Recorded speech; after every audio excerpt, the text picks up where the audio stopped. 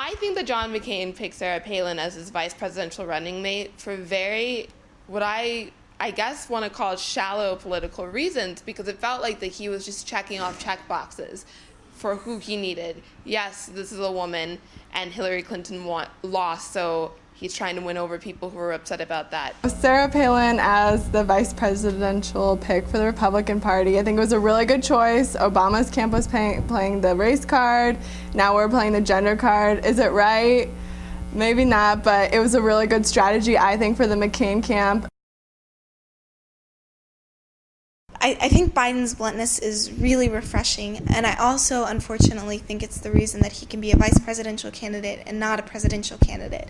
You know, I've been looking forward to the vice presidential debate for a really long time, and because I was very convinced that whoever McCain put up, that Biden could just sweep the floor with them in terms of his foreign policy knowledge, in terms of how he's just so smart, like he knows his stuff, and I really felt like no candidate can measure up to that.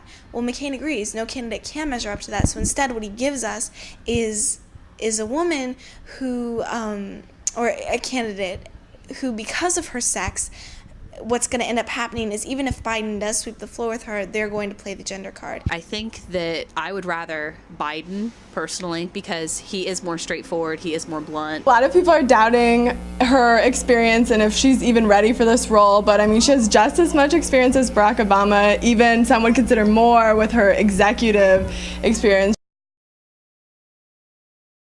With such a large family, with the 17-year-old daughter who's about to have a child of her own, with a very small child with special needs, I think that it is the responsibility of both parents to weigh that, and I don't see how that situation can be possible without the full contribution of both parents. So even if Obama were in the same situation, I would say that he shouldn't be running for president. I don't think that any of her personal biography or statistics or demographic group, I don't think that any of that is necessarily a problem. I think what is a problem is that a lot of people are going to just look at the fact that she's a woman and use that as a reason to not vote for Obama. In the case of McCain, it's really important to consider who he picks for vice president. I mean, this might sound crude and probably not that politically correct, but he is very old, and you have to take every possibility into account. I don't think the vice president makes a very big difference in the national campaign, really beyond the election, because ultimately I don't think they really have a whole lot of power in the administration. And, you know, basically they are an advisor to the president.